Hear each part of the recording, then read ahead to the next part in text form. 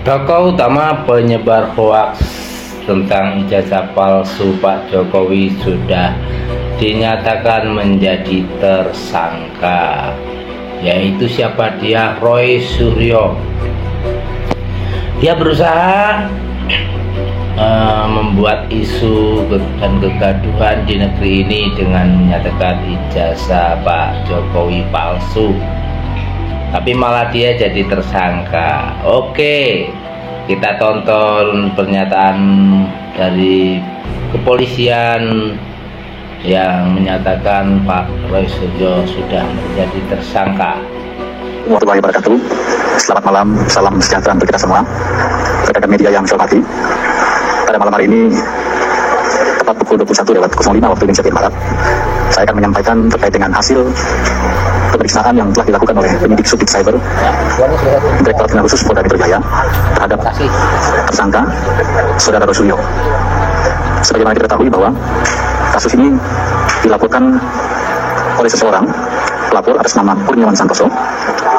Kemudian persoalan yang dilaporkan adalah kasus ujaran kebencian, di mana hal ini ditangani oleh Subdit 4 Cyber Direktorat Khusus Polda Metro Jaya. Kemudian hasil daripada penyelidikan dan penyidikan yang dilakukan oleh penyidik terkait dengan dugaan tindak pidana menyebarkan informasi elektronik yang menimbulkan kebencian atau permusuhan individu atau kelompok yang mengandung sara dan atau penistaan terhadap agama tertentu. Kemudian beberapa langkah yang telah dilakukan oleh penyidik mulai dari tahap penyelidikan dan penyidikan bisa saya sampaikan, diantaranya penyidik telah melakukan pemeriksaan terhadap 13 orang saksi. Di antaranya adalah saksi ahli bahasa, saksi ahli agama, kemudian saksi di bidang media sosial, saksi sosiologi hukum, ahli pidana, dan juga saksi terkait dengan ITE. Di samping para saksi-saksi ahli tadi yang kita periksa, kita juga telah memeriksa saksi-saksi lain yang mengetahui terkait dengan unggahan yang dilakukan oleh Saudara Roy Suryo, di mana dalam unggahan tersebut mengandung unsur sara atau ujaran kebencian, permusuhan terhadap agama tertentu. Kemudian setelah tahap penyelidikan, maka beberapa hari lalu kita sudah sampaikan tahap penyidikan sudah kita tingkatkan, penyelidikan menjadi penyidikan. Kemudian dalam tahap penyidikan, Saudara Roy Suryo sudah kita lakukan beberapa kali pemeriksaan. Kemudian penetapan beliau sebagai tersangka juga sudah kita lakukan pada pemeriksaan sebelumnya.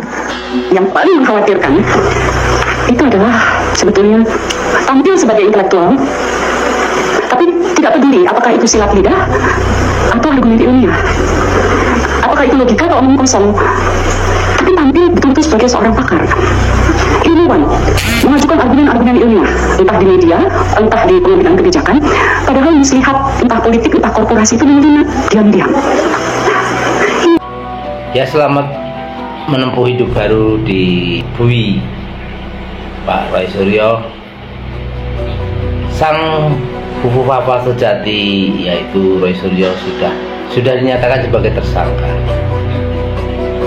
Sang fufu papa yang sebenarnya siapa? Roy Suryo.